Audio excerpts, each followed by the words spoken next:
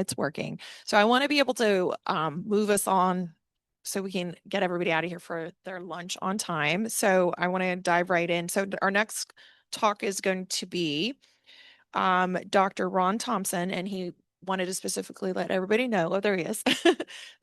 Not a medical doctor. He's a PhD in computer security and medical devices and a big fan of the World Cup, as many of you probably are following. So I'm going to let him dive right in. He's going to be speaking about nurses are hiding infusion pumps in cabinets, what 300 clinicians won't tell your CISO. Thank you, Ron. Perfect. Thank you so much. Thank you all for having me today. As Stephanie mentioned, I am a PhD in computer security where I focused on medical devices. So why would I show up at an industrial control conference to speak? Well, there's a lot of different reasons. As Josh was alluding to, the way that industrial controls affect the medical device world is a huge issue potentially. And also on top of that is that what we actually see that is an important thing to recognize is that a lot of the recommendations and regulations that we are starting to roll out from CISA around the cybersecurity performance goals, for instance, and all of those things have been carbon copied from your world into mine. And we are different a little bit. And I'm going to show you that today, why we are a bit different, because availability is not always number one. Integrity is also incredibly important. So with that, just a quick background is, as I said, I focus on medical device cybersecurity. I am currently now at Philips, where I am a security engineer focusing on patient monitoring. This will be important because I will be talking about patient monitoring. And what we want to understand is how people and process work and how do we improve security around those things. So with that, I want to first start off with this picture. This is a painting from the 1800s, shows a doctor looking at a sick child, trying to evaluate and understand what is going on. And that is fundamentally what medical care is about. It is about a provider and a patient, and how do we enable that conversation in order to improve their care. Now, how that actually looks today is very different, but that fundamental principle still applies, right? So right here, you have an interventional radiology system. I've actually had surgery on one of these. They're incredibly cool. It's very amazing what they can do with this stuff. But we've seen that this technology can improve care, but it also means that we have now a much larger attack surface in the hospital. And we saw this play out in the medical device world a few months ago, right? Stryker ended up being a target of Iranian hackers. Nation states have said, okay, we're going to start attacking these companies for various different reasons, right? But not just medical device manufacturers are getting attacked. Hospitals constantly undergoing attacks. And what we're seeing, right, these are just a few of the events in the last 5-6 years. These are incredibly impactful events because when these ransomware events hit, patients die. So Josh actually was one of the first people to really start to pinpoint this when he did some work with the University of Vermont Health System, where they looked at excess mortality during ransomware events. And this is kind of our only proximity to really actually understand how ransomware affects patients, because it's almost rarely that a cyber attack is going to directly kill someone, but instead it's about delaying the care that they need to get. So Senator Mark Warner had put out this cyber white paper a few years ago saying that cybersecurity is patient safety. It's not a question of if or when, but how often and how catastrophic. So I want to talk to you and make you understand what the catastrophe can actually be. We are going to focus quickly on a specific case study looking at this. So this is one hospital in rural Alabama, Mobile. But before we get into that, I want to give some background on some of the devices we're going to talk about. So first, fetal monitors. When a laboring woman comes in to deliver, they are going to put a band around the belly, and this is meant to actually pick up the vital signs of the fetus to allow them to understand how labor is progressing. And so you can see on the right what that actual fetal trace looks like. And what they're doing is they're actually looking to see, does this go outside of certain bounds? If it does, we are going to change how the care is actually performed. We might go for an emergency C-section. Keep this in your heads. So what does a labor and delivery unit actually look like, right? A lot of these medical units can be a football field in length. Nurses are going to be assigned to different rooms across that entire thing. It's not necessarily depending on having people next to each other. It's a lot of other functions of how that's determined. But within each of these rooms, there is a patient monitor, this fetal monitor that is talking over the network to a central nursing station. Now that central nursing station, you can see kind of like what the screens will look like a little bit on the right. This is going to pick up all that information. It provides alerts to the clinicians so that someone can sit there and they don't have to actually audibly hear the alarms going off in each of the patient rooms, which could be on the other side of that unit. So instead, it's all pushed to the central monitoring. A lot of actual applications we see now, for instance, the device that I work on, we have a mobile app that is actually given to people as well that alerts there as well. So this allows those alarms to not have to go off in the patient room and causing more distress potentially to the patient. Again, keep this in your mind. So now let's dive into this specific case. So we're going back to 2019 in July in Mobile. And on the 8th, the ransomware strikes. What happens? The IT team follows their business continuity plan and shuts down the network, right? That's what most people are taught to do. You shut down the network, you prevent the spread of the ransomware, because a lot of the times what this is doing is it's targeting mainly network infrastructure at this point. It's not targeting endpoints necessarily as much, and it's definitely not really targeting medical devices. They might get caught up in this, but it targets the network infrastructure. So as the nurses come in on a shift change, they find that there's sticky notes on the actual workstation saying the electronic health records are down, and you have to go back to what's called paper charting. If anybody saw The Pit this season yet, okay, saw some nods, you saw what that looks like. It's absolute chaos. These people are trained in this technically, but it is a whole different thing to experience that reality. So the next day, the hospital issues a statement, very generic thing, saying, don't worry about it. We're all good. There's just some network IT things. It's an IT problem. 2 days later, they have the quarterly obstetrics meeting. Want to focus on that word quarterly, because this is a planned meeting. This isn't an emergency meeting that they're getting together. This happens just to coincide during this event. You can see all the people who are here, but who you can't see are who is not there. There were no physicians from the largest group that actually delivers at that unit, at that hospital, and there was no one from IT. So there's no one actually communicating in a technical fashion what's actually going on. It's more hearsay. And it's more of, hey, this isn't working correctly. We don't really know what's going on. What does that mean for what's happening? So the central monitoring is actually now down for the labor and delivery unit. So that central monitor is no longer providing alarm functionality. So the hospital decides, okay, we're actually going to put nurses in each patient room. That's a smart idea, right? They're going to try to actually monitor the patient and see what's going on. But nurses are busy. They've got a lot to do. So they're not constantly watching that trace and seeing what's going on. And most notably, as I said, they actually had turned off the alarm functionality at the bedside because they didn't want to have alarm fatigue. This is a huge issue in medicine because if a patient moves all of a sudden on the bed alarm goes off. If the patient all of a sudden takes their SPO monitoring, their oxygen off, goes alarm. There's all these false alarms that happen. And that's incredibly hard as a patient if you're hearing alarms constantly going off. So what do? They turn them off in the room. But that meant that the nurses didn't know that they had to turn them back on when this system went down. So what does the hospital do? On the 16th, they issue a new statement. They provide a bit more information.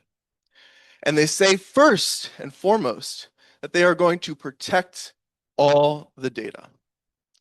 Then they get a little bit into that this continues to provide the quality of care that they expect, and there's no impact on patient safety. But that first thing is about data, because that's what we regulate. We don't regulate about patient safety from a cybersecurity perspective for hospitals. We are trying to do this in the medical device space, but it's not necessarily how we actually think about the hospitals themselves. So the same day, a patient comes in.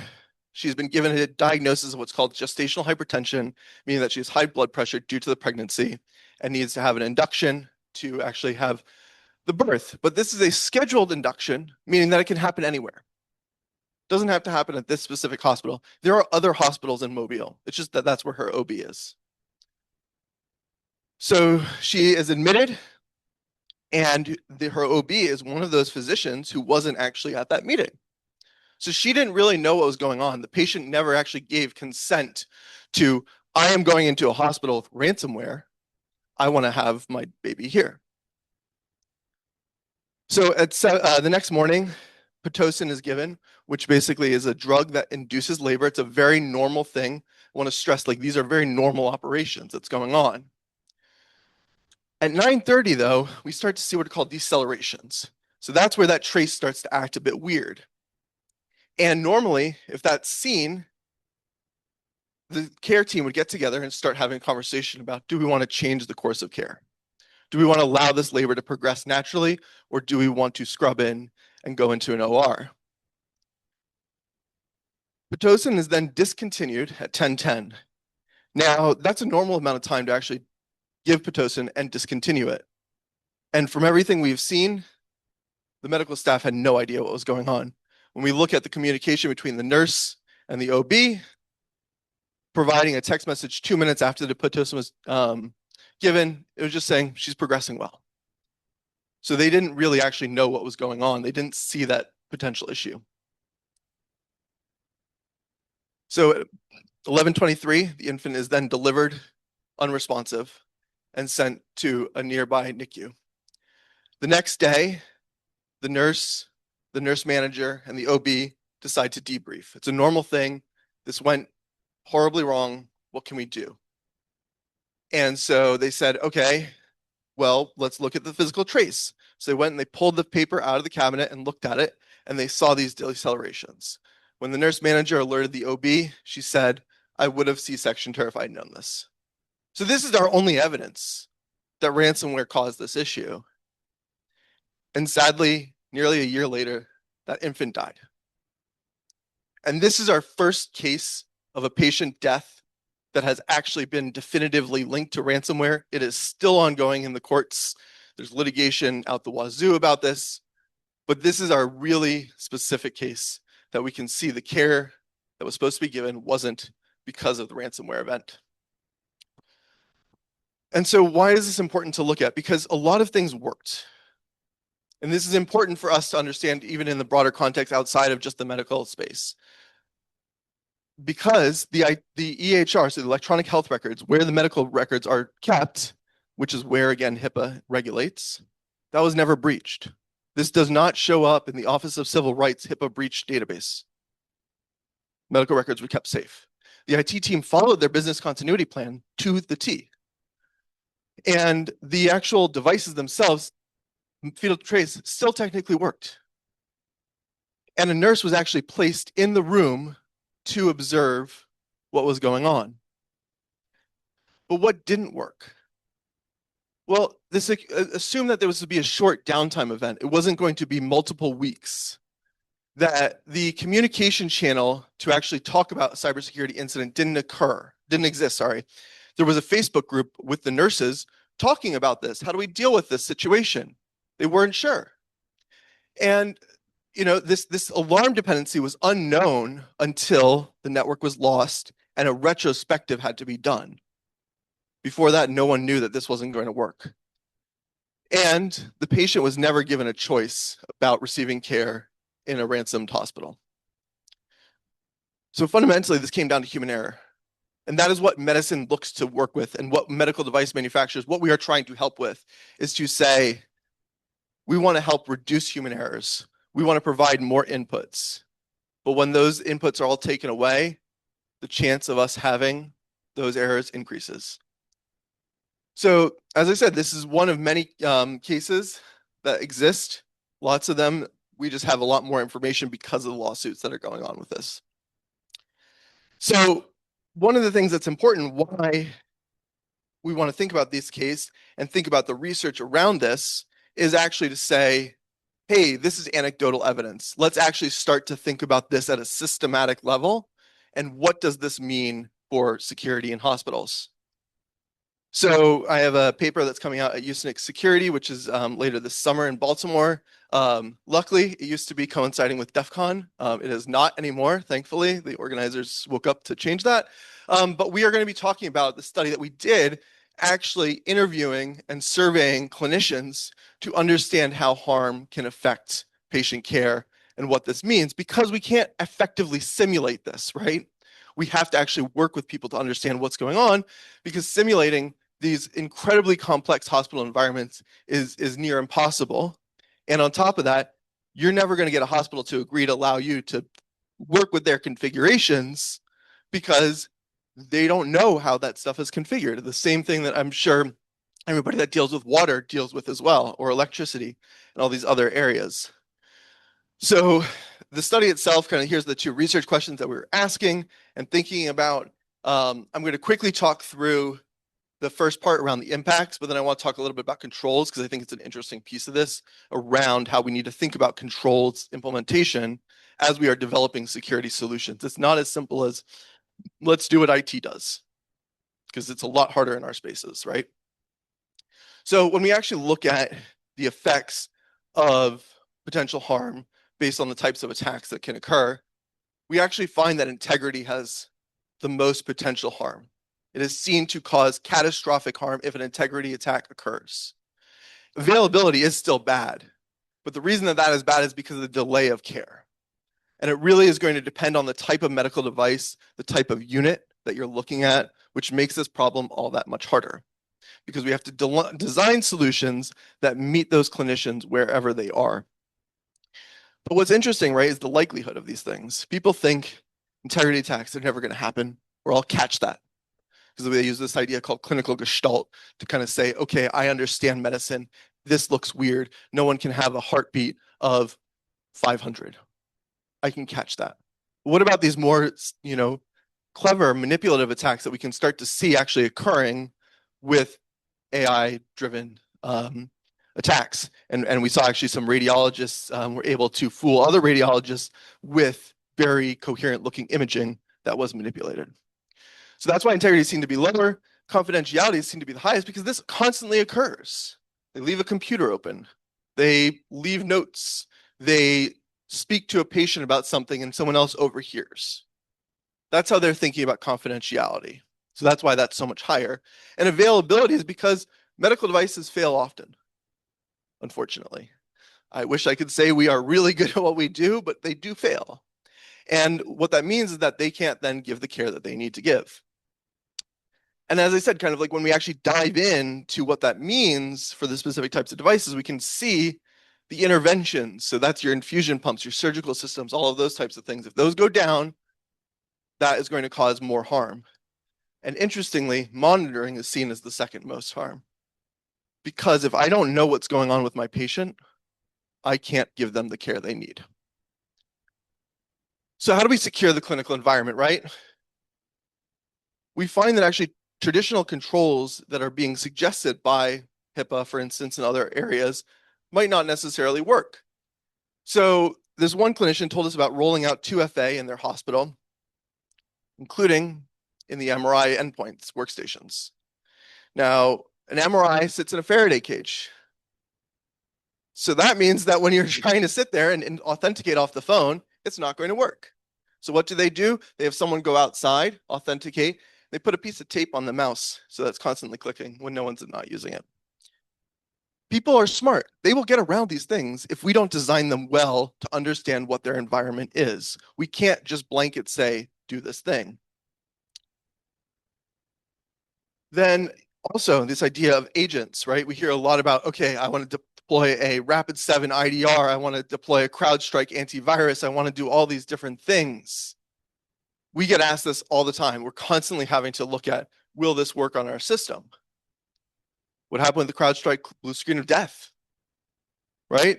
This bricks medical devices, so much so at Mass Gen Brigham, they actually, in their ICU, their monitors, patient monitors, defaulted to a screen that showed a martini glass and a car because it was part of a drunk driving awareness campaign that was rolled out years and years ago. And that was just the screen that happened to come on when the machine was no longer working. So people were like, is this a ransomware? What's going on? And they had to instead go through this entire process to reboot these medical systems.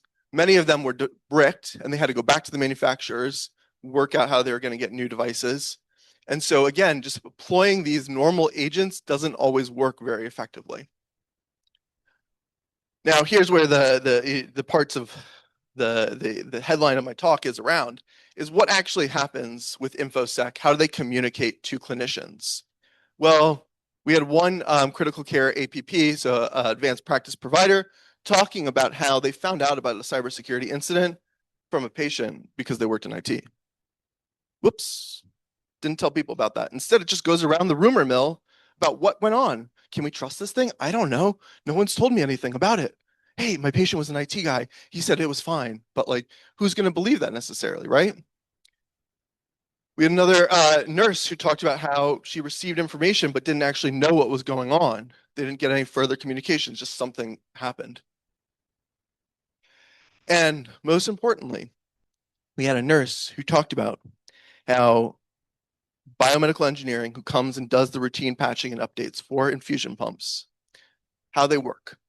What happens is they come around, they grab infusion pumps, and they say, if it's not being used, we grab it, we need to patch it. It's not being used. But this unit that this nurse works on actually is a policy where they say, one bed, one infusion pump, no matter what. Bed doesn't have to be occupied. Infusion pump doesn't need to be in use. We will always have an infusion pump. So they're getting yelled at by their nurse manager because they don't have infusion pumps. So what do? They see biomedical engineering coming around. They get on the phone, start texting each other, hide the pumps. They're putting the pumps in the cabinets to get around this specific issue because there is a lack of communication between the IT, clinical engineering, and the actual frontline clinicians. And I know this is something that does affect a lot of the OT space as well, is not everybody speaks the same language. We are trying to learn how to speak the same language.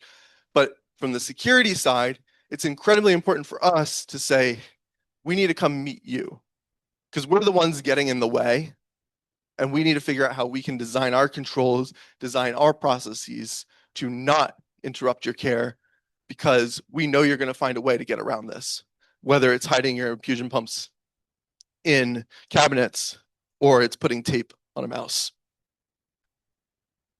So what's interesting, though, is some people might say, clinicians, they don't get security. They think it's stupid. Well, they actually get why it's needed. And we see this because in the results of our work, we found that actually they said that if there was no authentication, that would be really bad for care. They understand that authentication is an important mechanism to have care. How do we do that authentication, though, is where they disagree with us. They want what's called badge access. Again, if you've seen the pit, you will see them tapping badges constantly to access the electronic health record. And what they actually want is to have that ability that doesn't interrupt their workflows, right? This biometric, I can use my finger, I can quickly get into the system. That's how they get into a lot of medication cabinets, through biometric authentication. But most importantly, the proposed HIPAA updates will say we mandate 2FA is required on all systems, and it means that badge access will go away unless we redesign badge authentication to become a two-factor form of authentication. So that is up to us in the security community to come up with novel security controls that meet these regulations, but also do not interrupt workflows. And it's important for us to then speak to regulators and say, hey, we can't roll this out quite yet. We don't have the things in place. Because if you take away badge access, you're going to have a huge riot on your hands.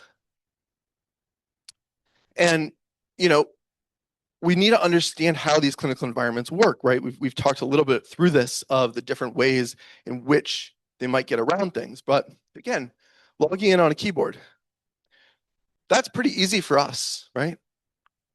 Just type in things. It's easy. Well, what happens if you're in full contact precautions? You've got a gown on, gloves, potentially double gloved. You've got a mask. You've got a eye coverings. You are trying to type on potentially a small keyboard a password that's 16 characters long. And by the way, you're told to change it 3 months ago.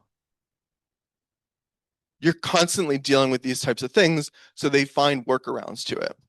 You know, we see that speed is a huge part of how they deal with codes. And if all of a sudden you're fumbling to get access to the patient's medical record, you might not know that you actually could be giving the patient a drug that they are allergic to. So with that, you can skip there. Big shout out to the rest of my research team. So this work was done when I was finishing my PhD at Tufts. So that's why the affiliation's there. But thank you to MedCrypt as well, who's a cybersecurity vendor, the NSF, and ARPA-H through the upgrade program. So with that, I could take hopefully a couple minutes questions.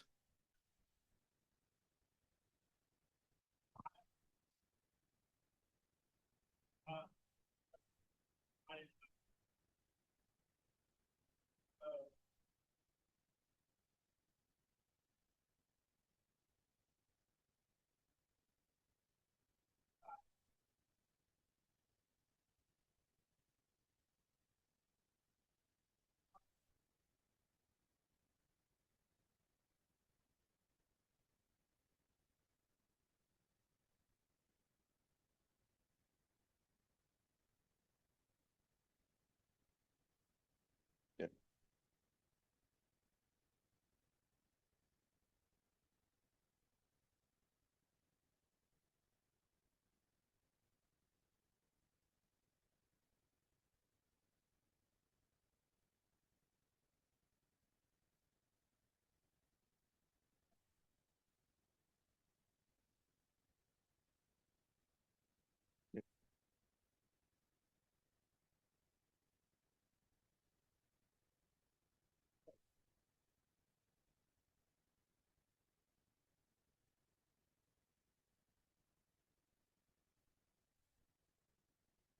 Yeah.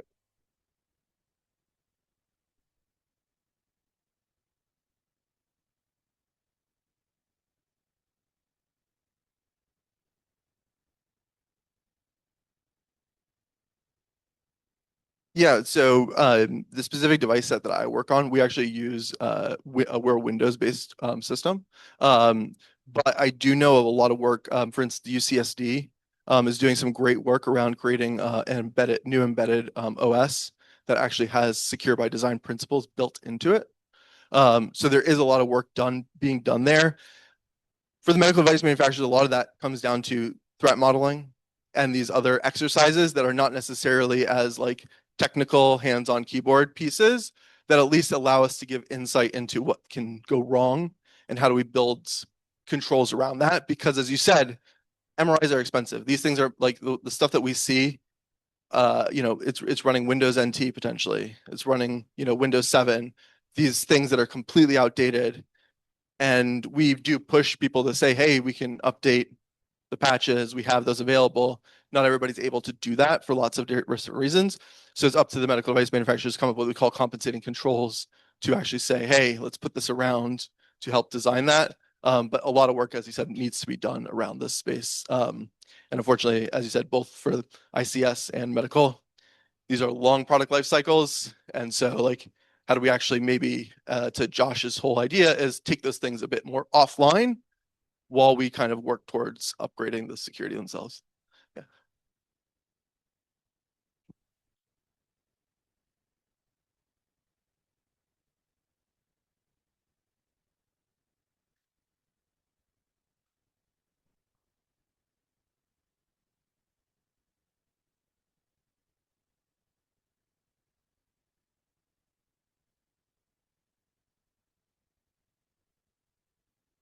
100% agree. And like one of the things that we've been pushing for is to actually use what's called the morbidity and mortality framework, which is used by medicine to actually talk about what goes wrong with a patient when a patient dies, to talk about these ransomware events, because we have no clue of what's going on at all.